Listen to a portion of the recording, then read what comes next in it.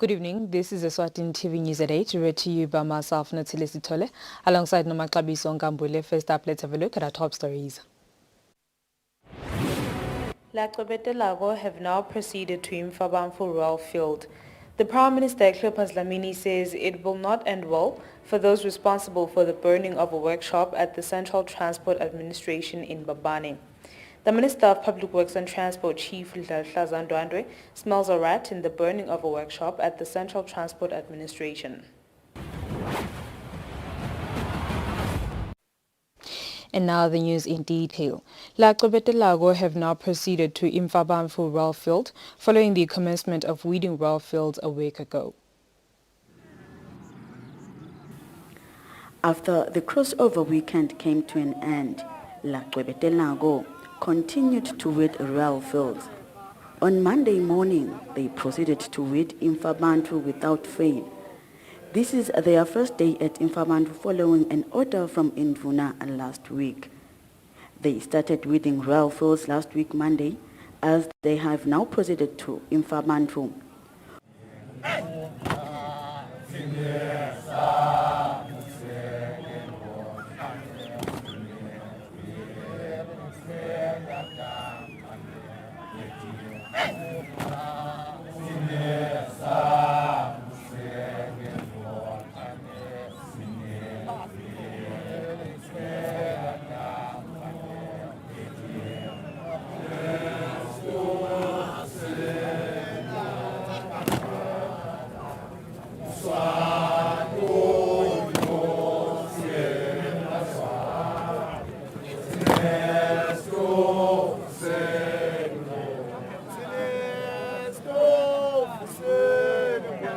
Weeding royal fields started at Eswatini royal field just after the burning of the log. The warriors then proceeded to Engabezweni royal residence when they were done with the royal duty. On the news, I'm Paulina Masia with Tabiso Dlamini at Engabezweni royal residence. The Prime Minister, Cleopas Dlamini, says it will not end well for those responsible for the burning of a workshop at the Central Transport Administration in Babane. The Premier had gone to see the damage caused by a fire at the state facility in the early hours of Monday. A kumbi, cars, motorcycles and job cards, among other things, were damaged in the fire. A workshop with cars, motorcycles and job cards, among other things, has been burnt by unknown people at the Central Transport Administration in the early hours of Monday. Witnesses claim that the fire was first noticed at around 2 a.m. On Monday afternoon, Prime Minister Cleopas Dlamini, with his deputy Themba Masuku, went to look at the extent of the damage, where he said the law will take its course.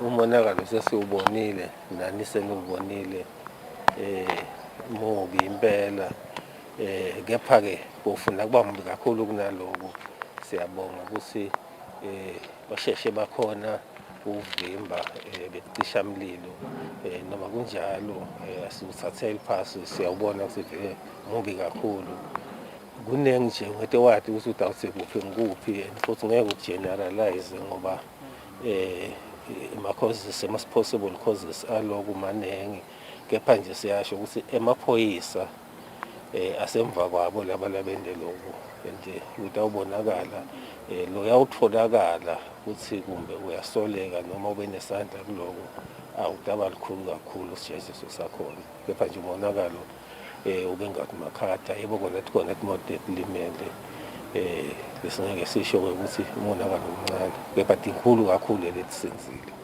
Security measures at the CTA are very lax and a cause for concern.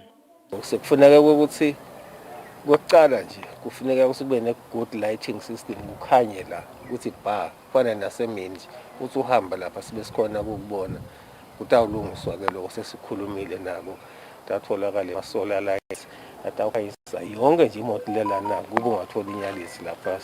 Kwesibili kufuna kubhifaphe le-security nawuthi ubuka nje leti moto leti la ngeke umuntu munye atigasi nababili futhi ngeke batigasi kufuneka nje cishe a team of 3-4 people letawuhamba around ebusuku bonke kodwa kumcoka kakhulu lokhu sikufuna kukhanye kungabi semnyameni kukhanyisa kakaduli kangaka imoto inye nje ngakuthenga ama lights line up ukuthi kukhanyiswe lana sawenda start amakwenda lokho ngaphandle nje ukuthi kuhambe isikhathi leside kakhulu mhlawumbe kutawuthi kuyoshaya bo-April kuyabe sekukhanya lana. At the time of compiling this report, no arrests had been made. For Eswatini TV News, Temgosima Vimbela with Fortune Dlangamandla, Mbabane. Minister of Public Works and Transport, Chief Ndlalhlazana Ndwandwe, smells a rat in the burning of a workshop at the Central Transport Administration. This follows that the government facility burns in the early hours of Monday. The minister has said this during an interview with Eswatini TV. Umonakalo ke vele ube mkhulu kakhulu imoto letishile ngicabanga ukuthi tiya kuletine inhlanhla ikhona lebeyidutane leseyisha lebesemele ukuthi iregister yona ke isheli lambu la ngemuva nje kuphela lokutawulungiseka sicabanga ukuthi mhlambe bekuta umonakalo bodaba mkhulu kakhulu kepha ke siyeva ukuthi bete cisha umlilo baphuthumile basonzela basibambisa kubhula lomlilo nalena ke lapha emva kwami kuyamonakala ukuthi beyibhakela ngaphandle yona nayo ke ishele khona la ikhona khona uma ukubuka vele akusiso sehlakalo kube into yangenhloso nje bantu labasukumile baba nenhloso ukuthi batowenda lo monakalo lo leswekutawo kakhulu esiveni ngoba lokusha kwalempahla ngalendlela lena angiboni ukuthi kukhona lokumsitako kukhona lapha lokumisa embili kusiyisa emuva nje silive uma ubuka lempahla lese ilimele enyalo leshile timoto tidulile uhulumende usebenza ngato vele nje kulukhuni kepha ke namhla sivuka lesikhuluma ngato setivele tishile siyawekhutha lowo moya kakhulu measures singasho vele ukuthi cha akasiwo lasesimeni lesikahle ngoba luthango lethu la sithi vele selugugile luyafuna ukuthi lulungiswe kepha tonke leto tinto letilandzela ukuthi kuyakhonakala yini ngalomnyaka ukuthi kuprovide ke ibudget yokukwenda lokho so kafisha nje vele inkinga ye-security sinayo ngoba lo luthango vele luyaceka ungakhanza ukuthi umuntu uyakhona kugaina access nje ngaleto tindlela litiko vele kuseluhlelweni lalo ukuthi lulungiswe lo luthango lolutawuvikela lempahla la ngekhathi. National Commissioner of Police William Tintibala Dlamini says there is a reward for any person with information about the burning of a workshop at the Central Transport Administration. Dlamini says this reward will be given to the informant after the suspect in the matter makes their first court appearance. Although hinting that the reward is monetary, Dlamini did not reveal how much it is.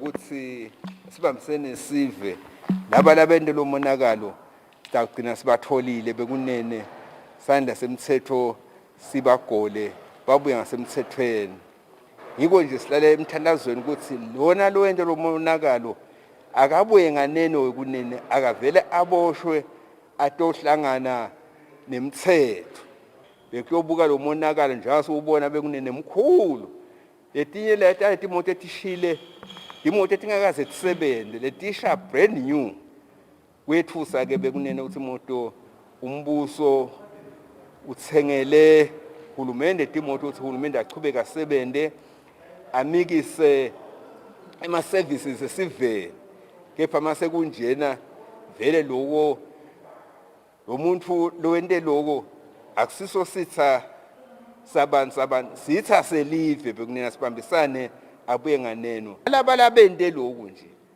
abekho etigangeni basetisivele munye walabo lanabo uyati ukuthi kwendiwe ngubani kubambisana nesivele ukuthi asheshe asichwebe ukuthi hawu bekunene nangu phela lo wende lomhlolo sisasho njalo bekunene makusuka lo nyaka lophelile sibeke imali sathi lone lwati ngekubulinya kwetimpahla noma timpahla taluphi uhlobo timpahla tesive timpahla tahulumende timpahla tama-organizations akete asilume indlebe utawugcina yena ligama lakhe singalikhiphe siveni kepha na utasithola sizumbulu sakhe uma shothi lona lathi te nguye uvela enkantolo wavela nje enkantolo utasithola sizumbulu sakhe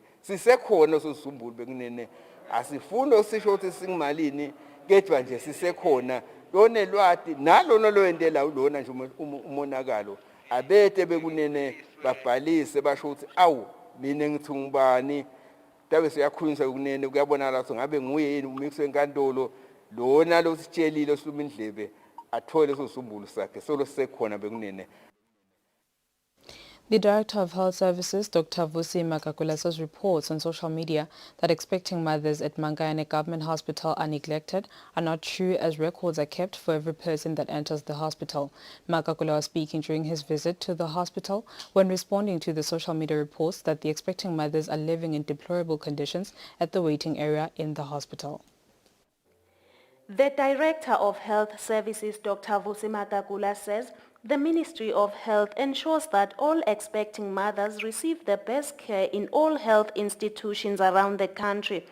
The director was responding to allegations on social media by a person suspected to be an employee at Mangayane Government Hospital that the waiting area is not fit for human occupancy. He says the waiting area is in good condition as it has all the equipment needed for expecting mothers. Nabafika la lena waiting hard sathola to tinini the leave sibe nayo nayi ikhona iphelele sibonile inawo ngisho nama air conditioner inayo nemibhedze nafika ungafika esibhedlela nje angena esibhedlela kuyathatha uyaregister umuntu ukuthatha ama records akhe kwadiwe ukuthi nami uzokhona. Makakula says the expecting mothers come to the waiting area out of their own will. For example, those who stay in remote areas may feel they need to be closer to the hospital. He continues to say the expecting mothers are constantly monitored by health workers. Umuntu lokhanza kumbe une-anticipate ukuthi abane kulukhuni lo mnyenje ngifuna kabuya le tindzaweni leti wangathatha akusafika ne-ambulance ngesikhathi and all bachuze lokho ukuthi bethele nakafika vele utawubhaliswa. Makakula says all hospitals in the country takes good care of expecting mothers. For Eswatini TV News, Nelson Ngamandla with Mbongwa Dube, Mangayane. The National Commissioner of Police, William Tintibala Dlamini, says there is no reason for bad blood between his troops and the nation, as police serve the nation. Dlamini says if there are any complaints against police, they should be reported to their seniors. National Commissioner of Police William Dlamini says there should be a healthy working relationship among police and the nation at large. He says police depend on the nation for information, adding that every Leswat have a role to play in fighting crime, starting from community police to individuals. Kulo nyaka besimiselelo ukuthi sibambane ngalokukhulu kutimisela nesive nemaphoyisa emango ajinge ende umsebenzi wawo bagijimi bende umsebenzi wawo lesisho lesithi nawe uluphoyisa vele sime sisingqo ukuthi nawe uluphoyisa mawubona umonakalo ubike. Dlamini further applauds the nation for the good behavior during the festive season holidays, adding that there were no major incidents reported. He encourages the nation to continue with the good behavior. Christmas simdlale kahle umnyaka lomusha sidlale kahle yebo kona khona labahambile emhlabeni ngedigigaba ehlukile kedwa nje lokukhulu kakhulu kude lokwethusile. Every now and then there are reports in the media about incidents where the nation complain about ill treatment from the police, and recently there were reports where police have been mistreated by civilians. For Eswatini TV News, Fortune Dlangamandla with Tembinkosi Mavimbela Mbabane. There is an increase in the number of people who drowned in the year 2021 when compared to the year 2020. This is according to Royal Eswatini Police Services Search Team member Madubula Dlamini, who said in the year 2020 there were 31 drownings while there were 36 drownings in 2021. As the country continues to receive more rains, the Royal Eswatini Police Services Search and Rescue Team, also known as scuba divers, warns the Maswat about the dangers of crossing flooding rivers. The Police Search and Rescue Team member Matubula Dlamini says there is an increase in the number of drownings despite efforts made to educate the nation on dangers of water. Kakulo mnyaka wa 2021 kutanyalo sive vele sinenge lesilahlekile emantini lokuchaza ukuthi abantu abafuni ukuva kahle ukuthi abadlalele khashane nemanti. Tingoti tekumuka emantini tiyakhuphuka nanyalo. Noma ke vele litulu vele linengi kakhulu lonyaka. Cishe uma linile nje ongelamala ngakuba nemuntu olahlekile umuntu olahlekile. Dlamini pleads with Emaswati to not try to rescue their drowning relatives because that may result in more deaths. He says instead the relatives should call the police on 999 or quad 4. For Eswatini TV News, Fortune Dlangamandla Lubamba. And now we'll have a look at our financial report. Standard Bank. It can be. And now we'll have an ad break and the news will resume shortly.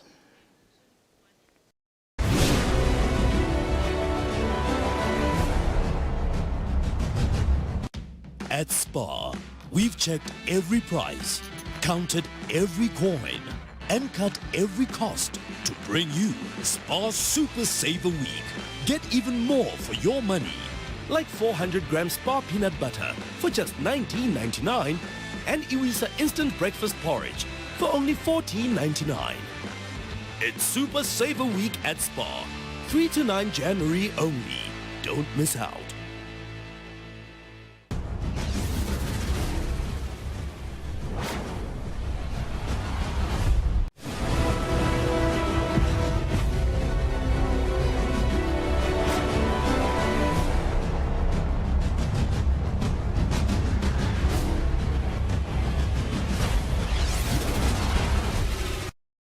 You are still watching Eswatini TV. Let's have a look at our sports news.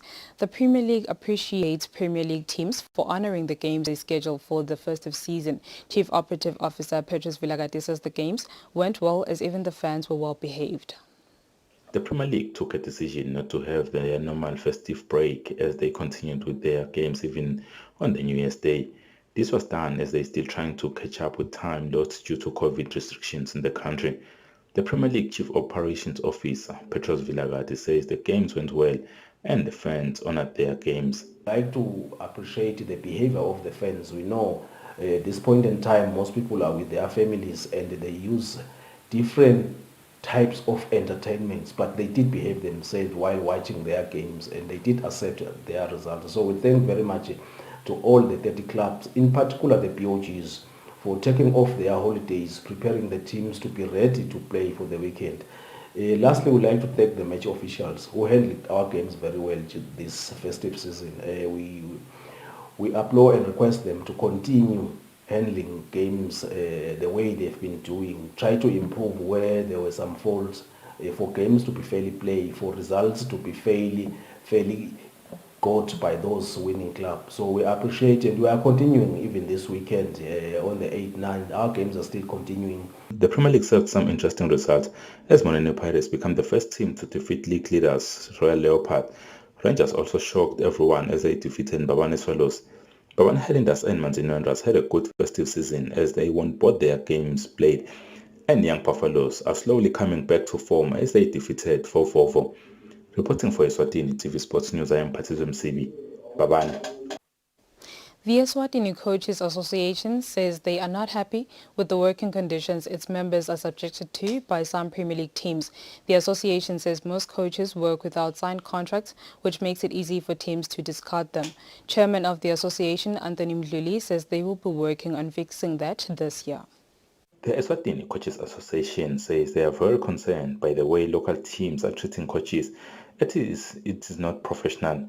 The chairman of the association, Anthony Mdluli, speaking in a telephonic interview, says not having signed contracts makes it easy for the coaches to be mistreated as they can be fired anyhow without getting paid.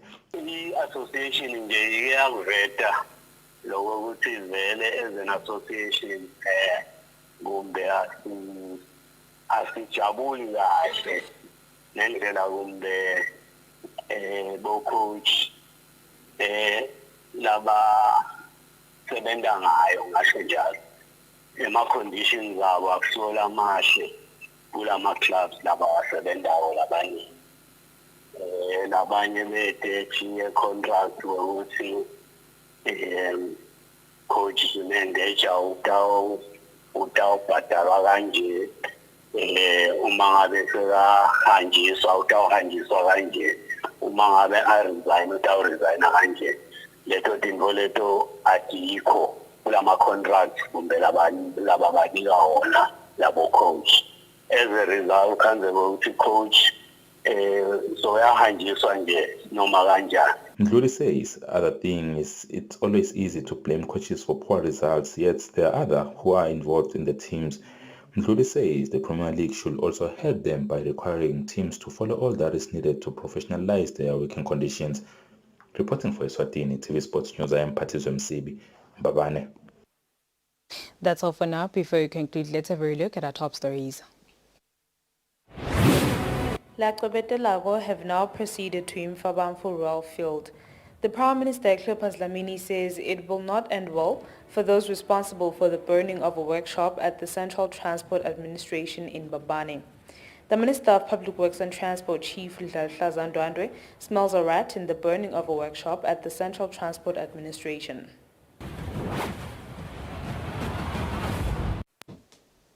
And with that, we sum up our bulletin for the evening. Up next is the weather update from myself and the team. Thank you for your company. Good night.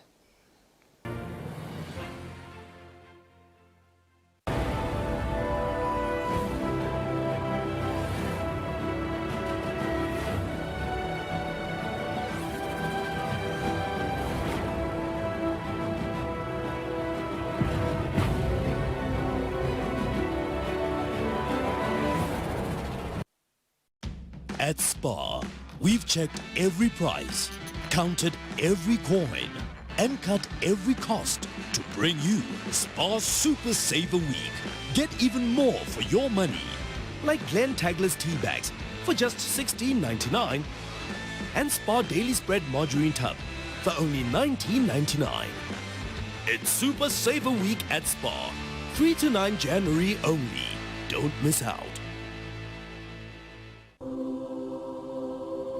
When you choose your adventures, you do so with an open heart and a desire for the unexpected.